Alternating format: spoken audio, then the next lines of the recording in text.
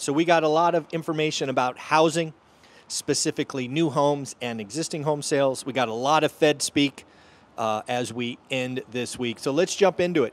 New home sales explode higher. Let's talk about what the numbers were. Let's talk about why I think they're got to be a little suspect, and maybe even talk about why this might have happened. We will get into existing home sales after that. So new home sales last month were, last time they were reported, were 664,000 units. It was forecasted to fall to 650,000, but folks, hold on to your hats. We did 800,000. Now, why might that be? Well, I think there's a couple of things you need to know and understand about new home sales. First and foremost, these are contract signings. These are not closings. Let's be very clear about that because, again, new home sales are contracts, not closings. So as we have seen over the last, 6 months or so, there are plenty of units that get canceled in escrow. So again, this number is impressive, but we should realize that all of these units will not close. Second, I think what you are seeing inside this number is builders like Lennar are getting aggressive. They are trying to blow out inventory. And that means you're going to get a bump. You're going to get this little bump in units sold as they blow out finished products because they are holding too many finished goods. Second, as I've tried to warn, if this pace continues, there will be layoffs in the housing market.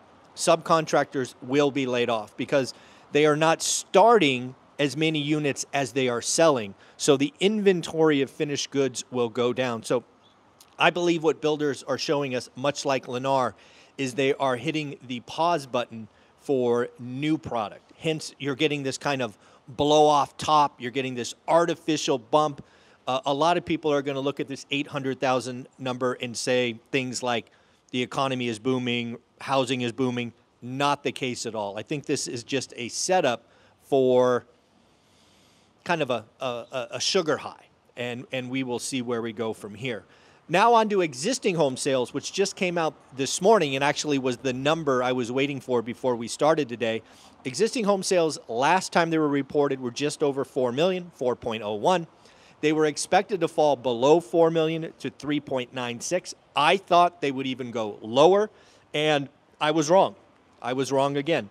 They came in at a 4 million rate flat. The other thing you and I have been told by all the doomers and crash bros and crash sisters is that pricing would collapse or fall this year. They are not shockingly wrong again because they don't understand housing, price elasticity, lock-in, all of those things. Price, once again, is at a record, 422,600, up 2% year on year, exactly what I called at the beginning of the year. So again, housing is performing as expected. Again, remember what I called for this month of September is we are going to recover. So I am going to call it right now. I think September will be something like 4.1, something that, again, exceeds September of 24 and September of 23, but we shall see in about 30 days. Again, let's talk about KB Homes. KB Homes, one of the largest national home builders. They reported earnings yesterday. They beat top line, beat bottom line. However, they reduced guidance. Also, net orders weakened. What we are seeing going on in the building industry, even though, as we just reported, new home sales exceeded expectations at 800,000, this is builders contracting, pulling back. They're just simply not selling as many. So you're going to see them build less and get more efficient with cash flow. That is what is going on right now. Logan Montashami has said something that you and I have been talking about for years. Housing data improves as mortgage rates get to 6%. Again, folks, you've heard me talk about this. I think there are three things happening in the mortgage market. One, right now, we are seeing folks who got lucky with rate and term refis. They are refining right now. It's a mini refi boom. Second, as we get rates closer to 6%, watch people hit the ATM machine.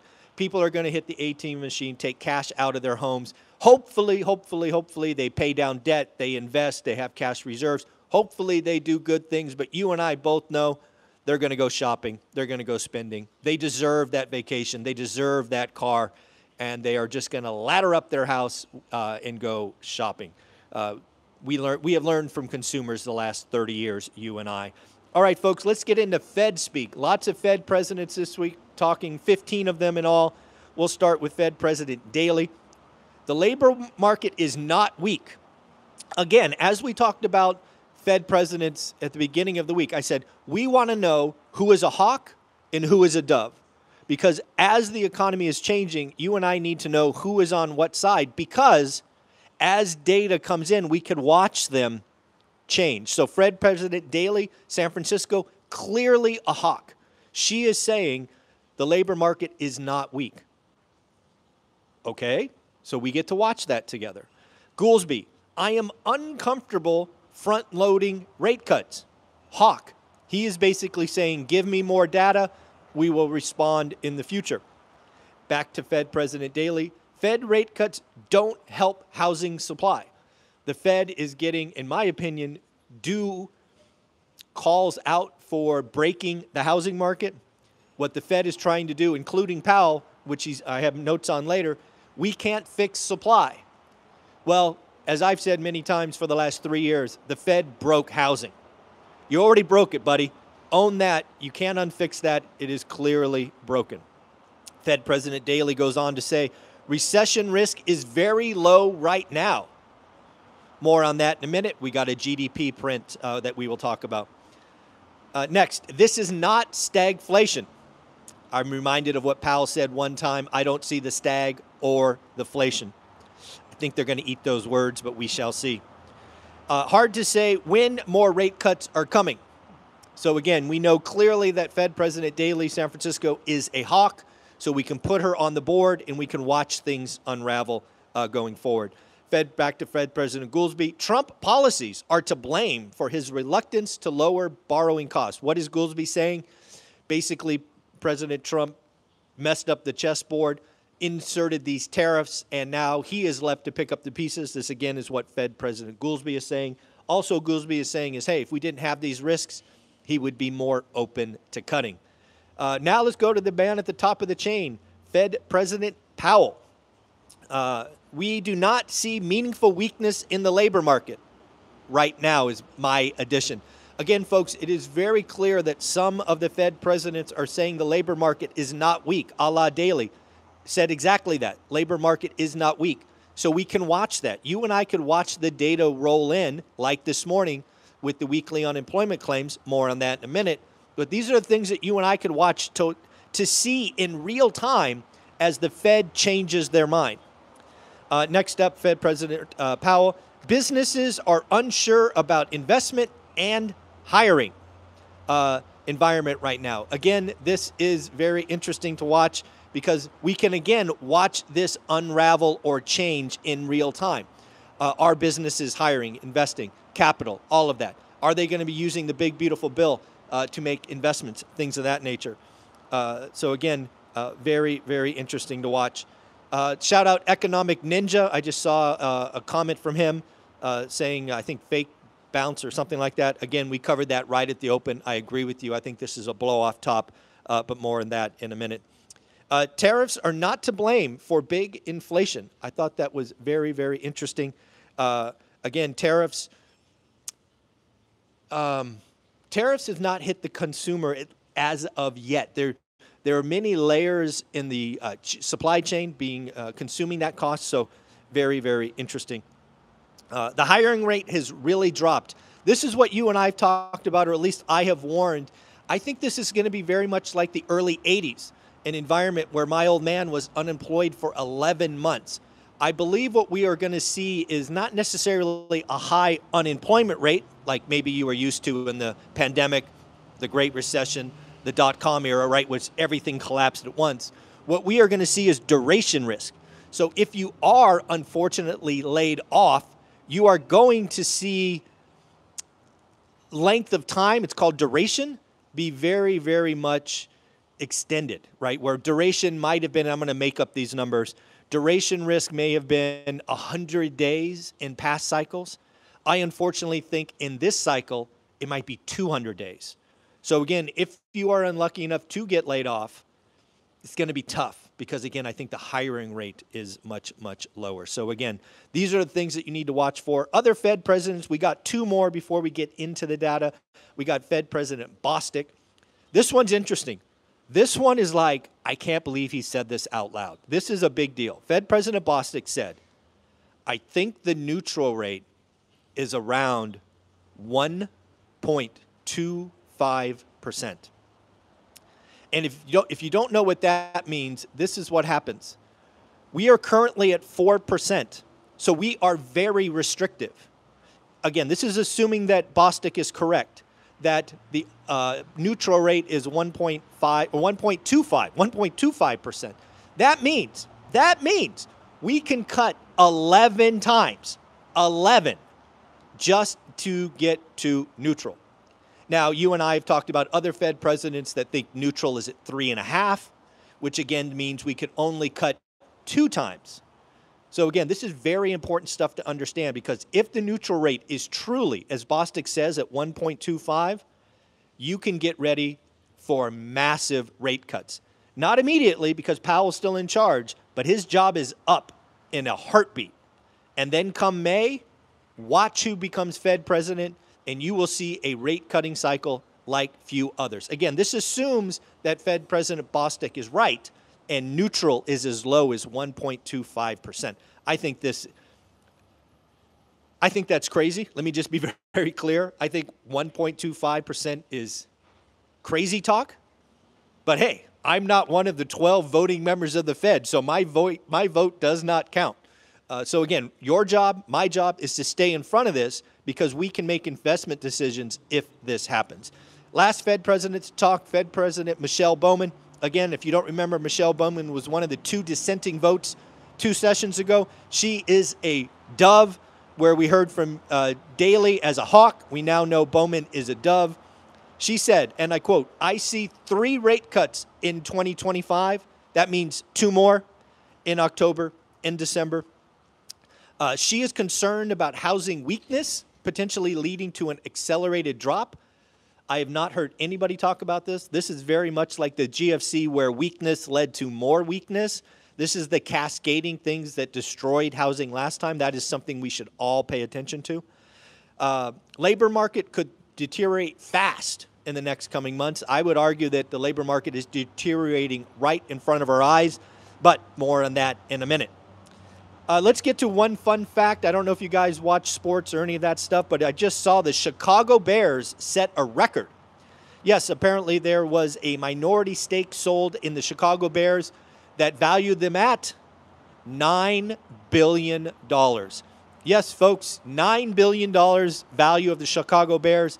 So if the Chicago Bears are worth $9 billion, what does that mean for other sports franchises? That is crazy. Weekly jobless claims. This one shocked me. I am not often shocked by weekly or economic data, but this one got me. Remember, 2 weeks ago, the weekly unemployment claims spiked to 261. I told you this is a yellow flag, but again, it was dirty because of Labor Day.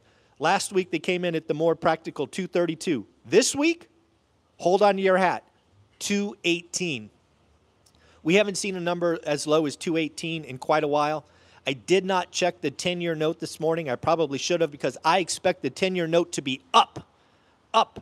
Because again, why are they going lower? A weak job market. And we just got a weekly unemployment claim number at 218. Fed President Daley, at least today, looks right. Again, no weak labor market if we only have weekly unemployment claims at 218.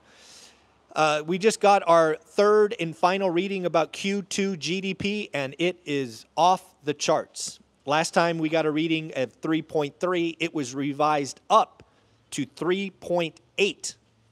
Yes, folks, GDP in Q2 was 3.8%. That is not recessionary. You will not see a recession call when we have GDP growth at 3.8%. What's going on right now? Well, we got durable goods orders. Durable goods order, it too came out at a shocking number. Forecast, or actually last month, just so you remember where we were, negative 2.7.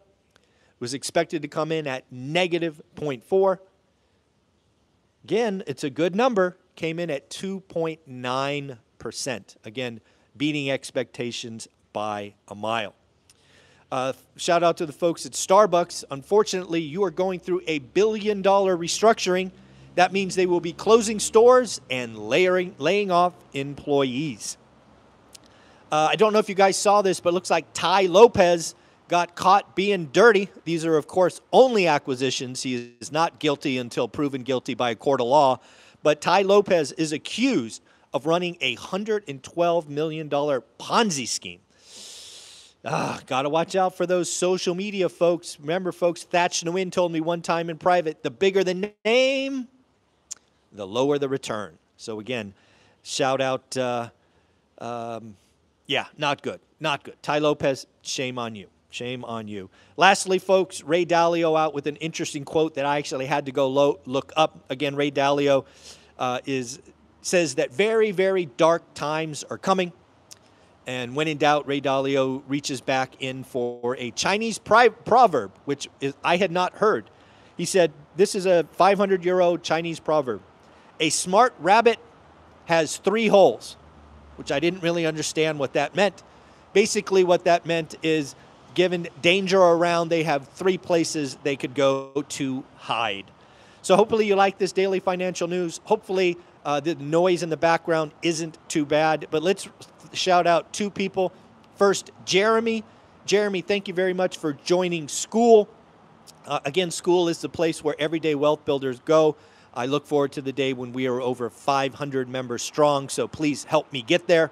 Again, you've got 9 accountability groups, Sunday conversations, education, an active forum community where you can ask and network amazing stuff. And then finally, you're running out of time.